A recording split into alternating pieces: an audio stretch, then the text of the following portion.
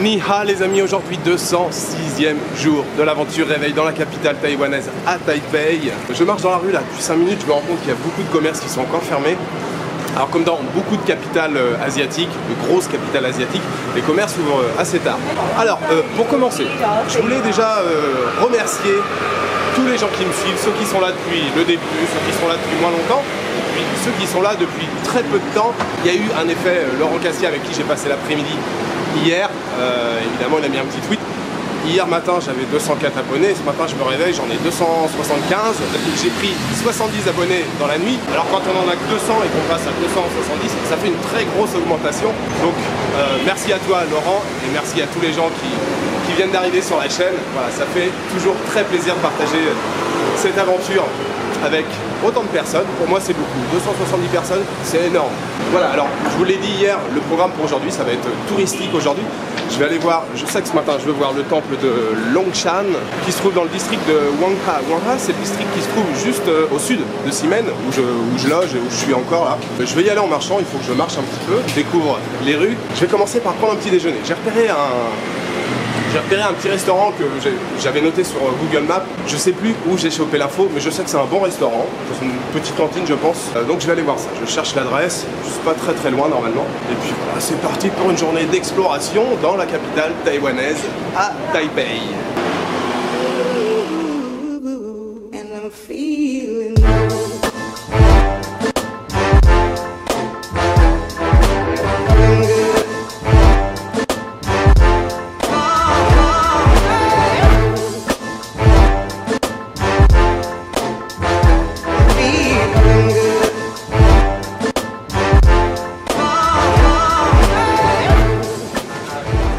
Les amis, je peux pas juste avoir mangé cette soupe et ne pas vous parler, faire comme si de rien n'était. Non, cette soupe, c'était magique. Franchement, c'est l'un des meilleurs repas que j'ai fait depuis, je crois, très longtemps. Voilà, bon, c'est simple. Le bouillon, excellent. Les pâtes, ça ressemblait à des pâtes fraîches, je sais pas. Voilà, je pense qu'elles étaient fraîches, vraiment, elles étaient excellentes. Et le bœuf, voilà, parce que le restaurant est connu pour les soupes de nouilles au bœuf. Le bœuf était juste magique, c'était voilà, comme un ragoût, vous savez, la viande super tendre, vous la mettez, même quand vous la prenez avec les baguettes, elle commence déjà à se défaire. C'était juste excellent et en fait, après j'ai regardé sur Google, j'ai vu plein de photos du restaurant avec des queues devant, mais les gens font la queue et moi je suis arrivé le premier, en fait, il venait juste d'arriver, il venait juste d'ouvrir et le temps, je regarde 2-3 trucs sur mon portable, je lève la tête, le restaurant était plein, c'était déjà plein. C'est apparemment une adresse incontournable ici à Taïwan, en tout cas pour les soupes de nouilles au bœuf. C'était magique, vraiment extraordinaire. Pour commencer la journée, rien de tel.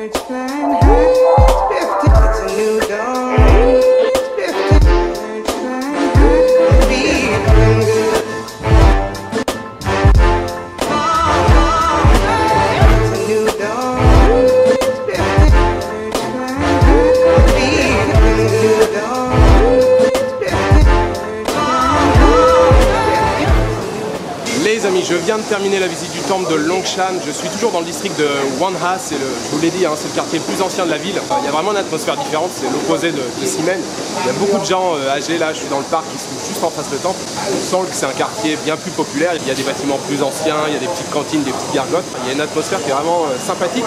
Voilà, je vais poursuivre la balade là, dans le petit quartier. Je sais pas encore pour cet après-midi. Là, il est 13h. Il fait une chaleur de malade. Hein. J'ai regardé tout à l'heure, il faisait 36 degrés. Je fais que de m'arrêter dans les 7-Eleven pour m'acheter des petits thés glacés. Je vais étudier là mon programme pour cet après-midi. Ni hao. Ni hao.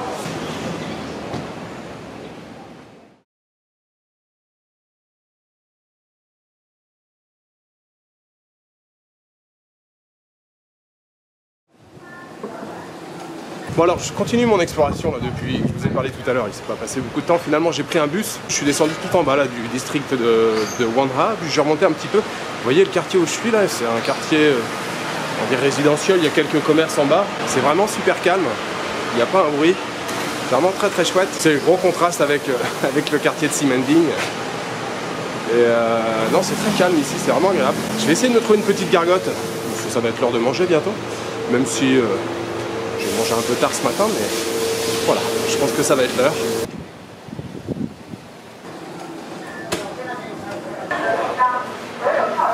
Voilà, je viens de me trouver une petite gargote. Alors, en fait, il y a le riz, j'ai rien demandé, hein. Ils m'ont servi du riz. Et après, on choisit 3 ou 4 ingrédients différents. Alors là, je sais que c'est du poulet. Là, j'ai aucune idée. Là, il y a des petits légumes, des champignons.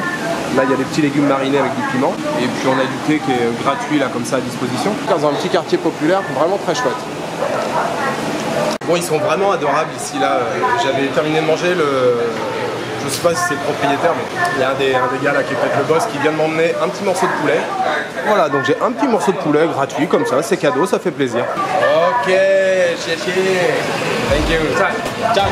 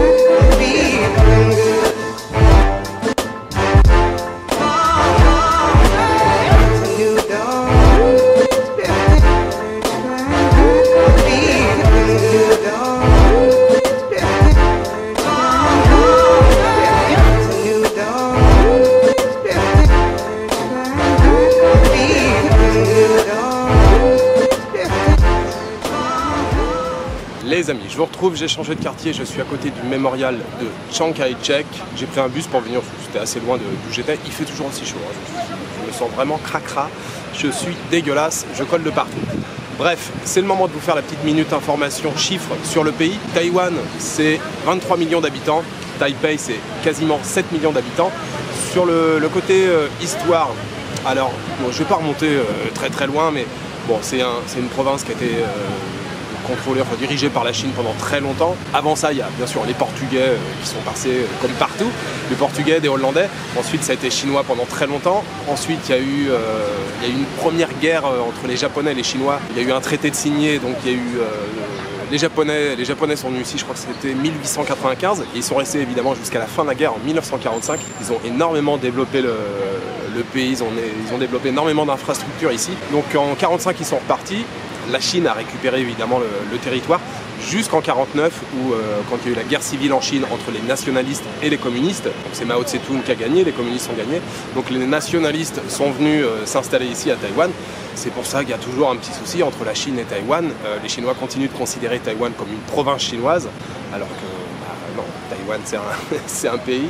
Voilà, c'est vraiment un tout petit résumé hein, pour l'histoire. Donc je suis à côté du mémorial de Chiang Kai-shek, le premier président de Taïwan.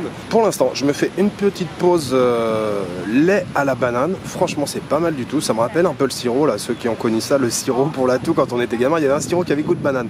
Ben, c'est exactement la même chose.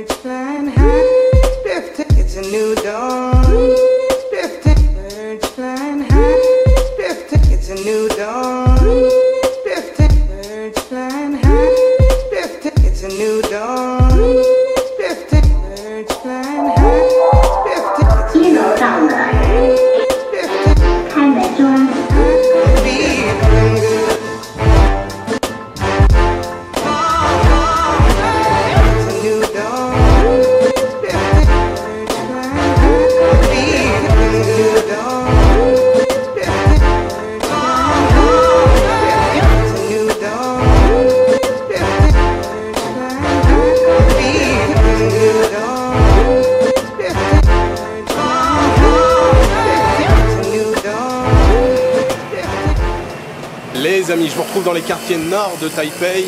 Petit passage à l'hôtel. J'ai pris une douche, j'en pouvais plus, j'étais trop collant. Et puis j'étais un peu claqué, je me suis allongé, j'ai pas dormi, mais bon, je me suis reposé, on va dire. Je suis en direction du Shilin Night Market. C'est le night market le plus connu de Taipei. Je sais pas si c'est le plus grand, le plus gros, mais voilà, c'est le nom qui ressort à chaque fois qu'on fait des recherches sur les night markets à Taipei. Je suis tout près, je dois être à 200 mètres. Voilà, j'ai pris le métro là plusieurs fois. Je crois que je l'ai filmé, mais je vous l'ai pas montré. Ici, on utilise une carte magnétique pour prendre le métro, ça s'appelle l'EasyCard.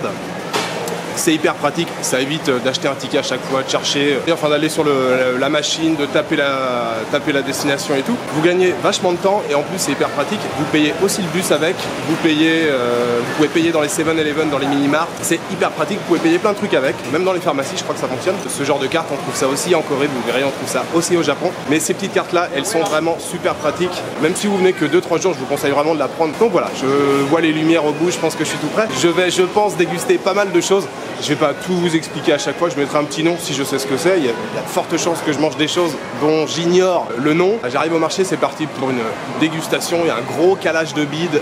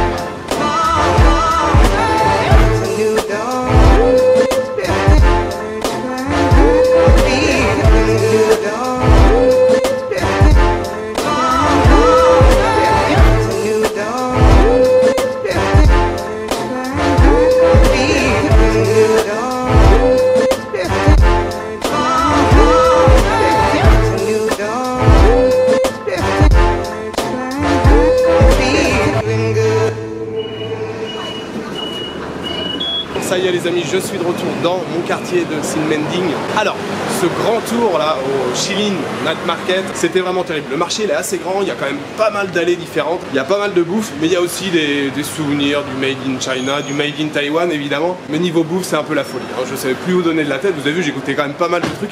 Il aurait presque fallu que je prenne des notes pour me souvenir de tout, c'était vraiment... Tout était, franchement tout était bon. Il y aura encore un night market demain soir, il y en aura encore un autre après demain soir. Mais en tout cas c'était vraiment génial, j'ai fait un bon petit tour, il est 23 h. Tout était vraiment très très bon, mais franchement ce que j'ai préféré c'était le bol de riz chez le petit papy. Alors le petit papy en fait c'est Rick et Laurent que j'ai rencontrés hier, ils sont passés plusieurs fois chez lui, ils sont passés même pas mal de fois, ils étaient passés en 2014, la première fois qu'ils étaient venus à Taïwan, et ils sont venus aussi leur dernier jour ici. Il est vraiment super speed et tout, il est rigolo, il a pas le sourire comme ça au premier abord, mais il est vraiment sympa comme tout, et surtout son bol de riz il est vraiment délicieux. Le riz il est vraiment voilà, la perfection, il a un goût d'enfer, et c'est quasiment le truc qui m'a coûté le moins cher, ça a coûté 40 $ le bol, c'était génial. En plus je lui ai montré la photo de Rick et Laurent, du coup il a esquissé un petit sourire et tout, c'était marrant comme tout, c'était génial. J'ai passé une excellente soirée, même une excellente deuxième journée ici à Taipei.